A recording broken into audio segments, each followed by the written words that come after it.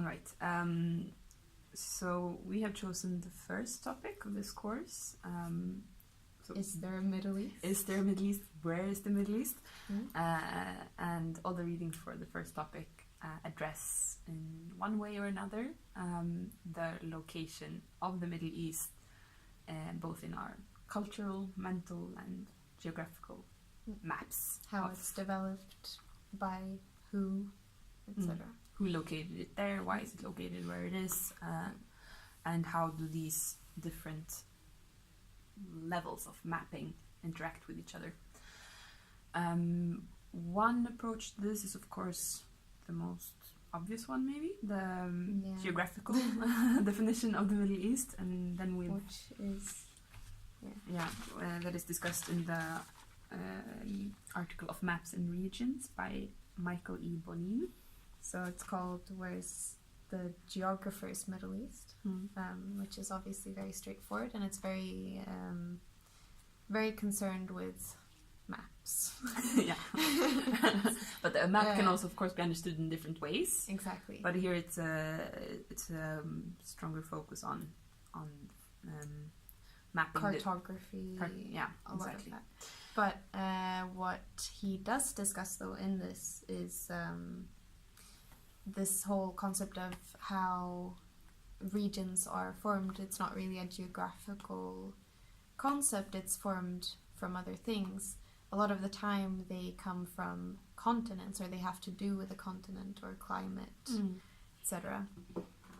But the Middle East is rather a world cultural region, and he doesn't really go into detail of what that is, but it really got us thinking. Yeah. Also, like the fact that he mentions that among the regions of the world that we usually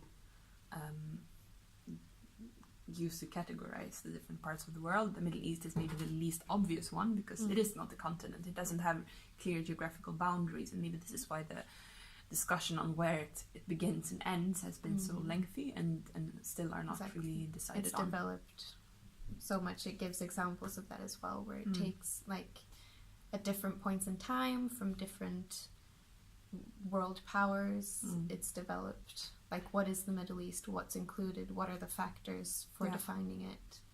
And it is very fluid, and there is no one definition. Yeah, and since it doesn't have clear geographical boundaries in the same way, then maybe also our mental map of what the Middle East is, and our definitions in terms of culture, religion, and also landscape and specific living conditions that shape lifestyle come into play when we discuss what the Middle East is.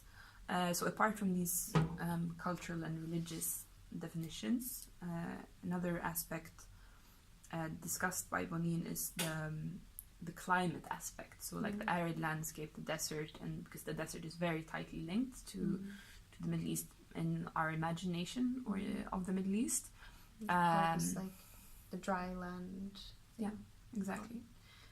And also how that's like this environmental determinism then has come into play, like how we see the like people inhabiting this region as mostly nomads. The Bedouin, the desert, whole discourse thing of making the Middle East into a homogeneous type of climate space, even though it really doesn't have this traditional climate connection as other regions of the world do.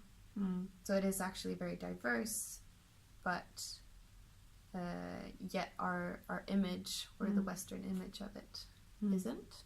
I mean, of course, the desert and the arid landscape and the nomad lifestyle components are there, but of course, like if you look into many parts of, especially the Levant region and like Lebanon or Palestine, it's also like largely inhabited by people with a more settled agricultural lifestyle, but we discussed mostly not desert. Mostly not desert, and we discussed this, for example, in like how you in popular culture see examples of how this imaginary of the desert comes into play. Like there's been in recent years examples of Hollywood movies or series that have been set in Lebanon, especially where they have depicted Lebanon as a desert landscape, which is of course quite ridiculous. And the filter we discussed as well. Yeah. With the whole like putting yellow filter to make it look sandy and make it look like this dry land. Yeah. When they're not even depicting a dry land. Exactly. Especially Homeland when they film in Beirut. Yeah. So like trying to fit all Middle Eastern countries into this desert. Yeah. Image. Yeah. Exactly. We also discussed. Because what happened, I guess, was we were when I was reading this article, the Benin one, it made me think of this whole Middle East thing, because it talks a lot about the definitions of Middle East as well, or if you call it the Near East or the Far East, and what it's in relation to, and it got me thinking of this Middle East thing. Why is it called the Middle East? And of course, because it's not connected to, it's not a continent, etc. It just gives you the kind of geographical location of something, but that has to be in relation to something. And so the Middle East is a definition created by Western powers, which, as much else, is in the world. But it's something that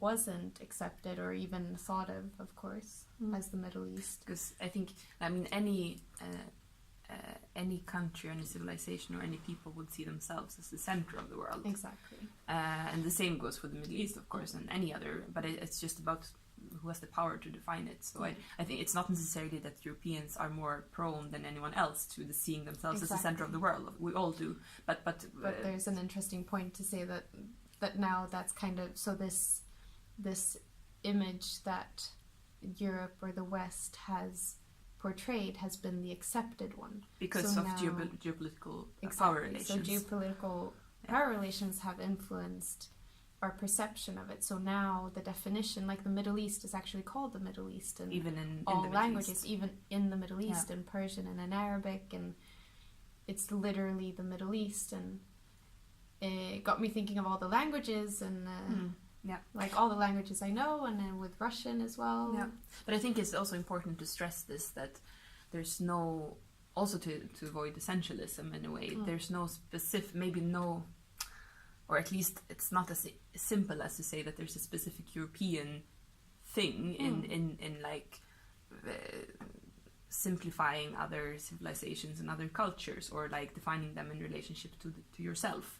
It's more related to power, like political power and geopolitical power. So if for example the Middle East would have been the dominating power instead, then they would have defined who other Europe places as are to a certain extent. So I think this is sometimes overstressed a little bit, how Europeans it is somewhat has overstressed, but it's like the Eurocentrism that is, it's very dominant in the world structure today, and of course it is because of, it's like a remnant of the colonialism and the powers that come from that. It's about economic and political power.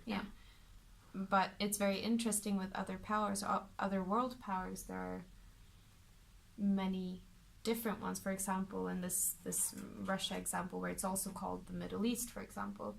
But when you're in Russia, the dominant world map isn't even, like, it's not